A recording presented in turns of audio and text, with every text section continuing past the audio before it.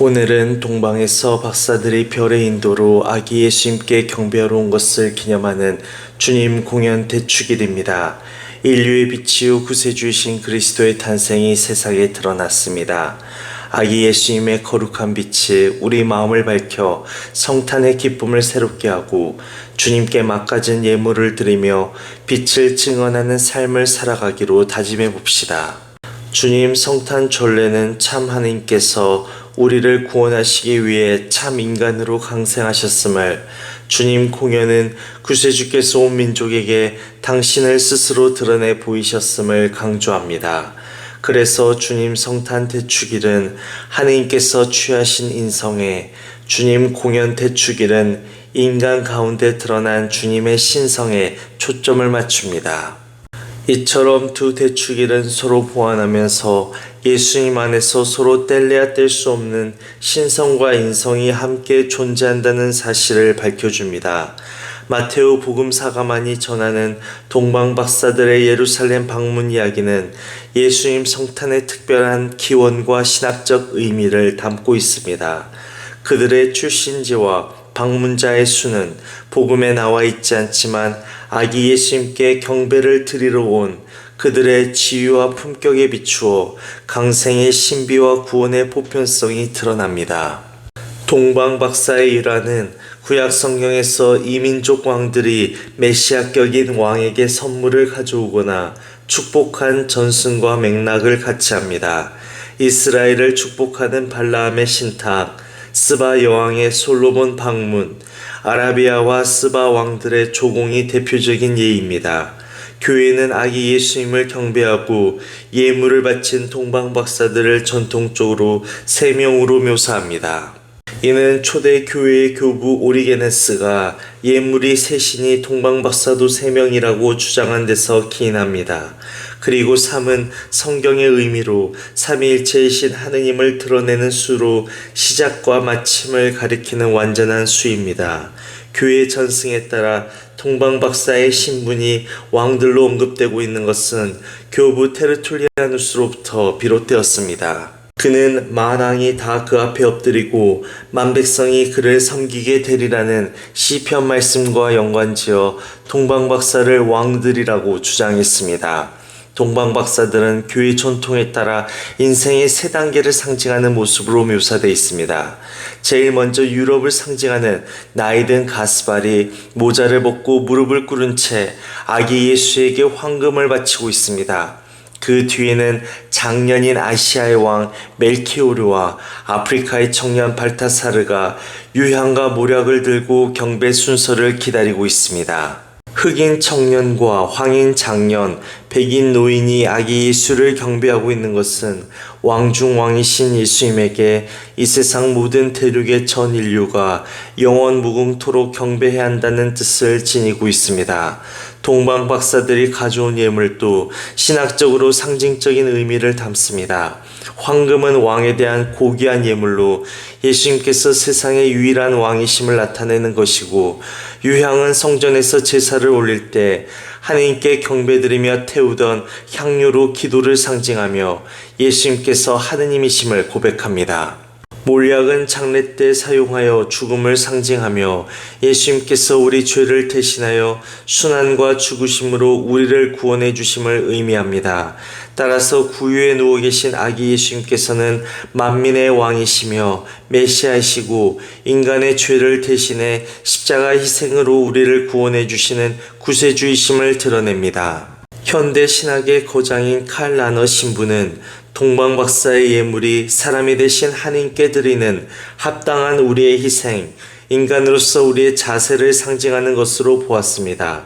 그래서 그는 황금은 우리의 사랑을, 유향은 우리의 그리움을, 몰약은 우리의 고통을 의미한다고 강조했습니다. 우리가 예수님께 봉헌할 예물은 사랑의 실천인 황금과 기도의 향기로운 유향과 고통 가운데서도 참고 치유받는 인내의 모략입니다.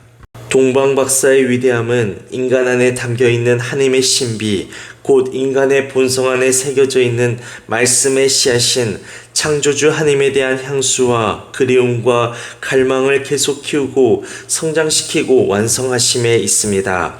그리스도를 구성하는 세 요소인 황금, 모략, 유향은 이사야 예언자가 들려주고 있는 네 번에 걸친 종의 노래와 궤를 같이 합니다.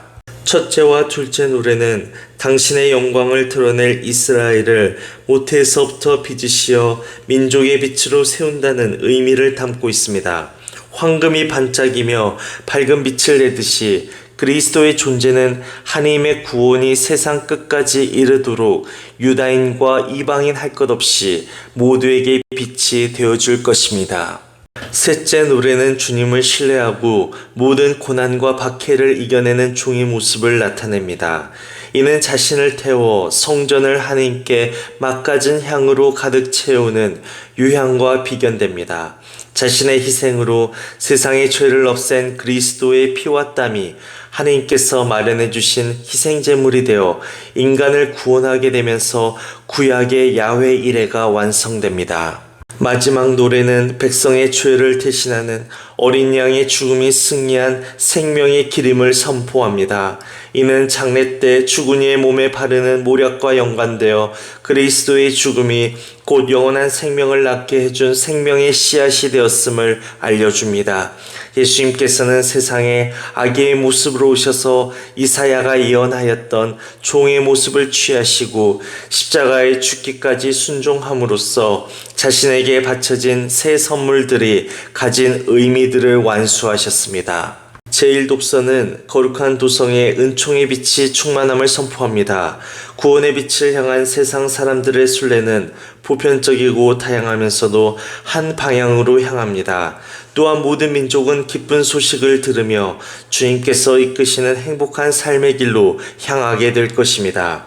제2독서에서 사도 바오로는 계시를 통해 주님의 신비를 깨닫게 되었고 이방인들에게 사도직 사명을 수행하게 되었음을 선포합니다.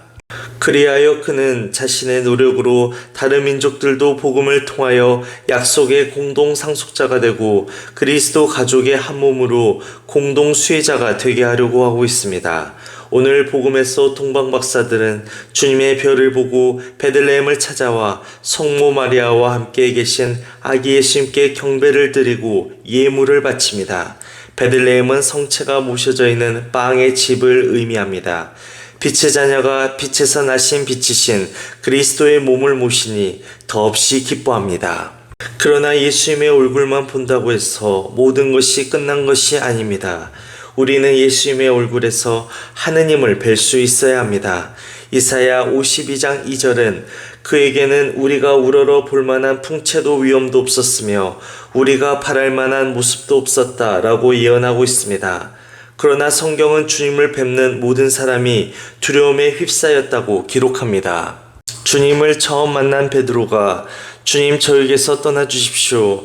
저는 죄 많은 사람입니다. 라고 고백한 사실을 전하고 또한 변모의 산에서 주님의 빛나는 얼굴을 배운 제자들이 얼굴을 땅에 대고 엎드린 채 몹시 두려워했다고 알려줍니다.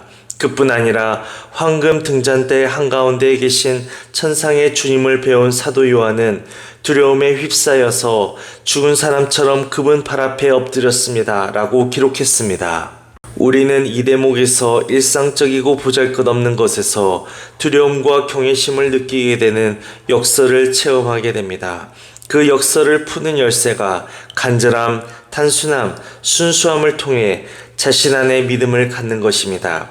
믿음의 눈이 없으면 우리는 예수님의 얼굴 속에 서려 있는 태초의 창조주이자 말씀이신 삼위일체 하나님의 면모를 살필 수 없게 됩니다.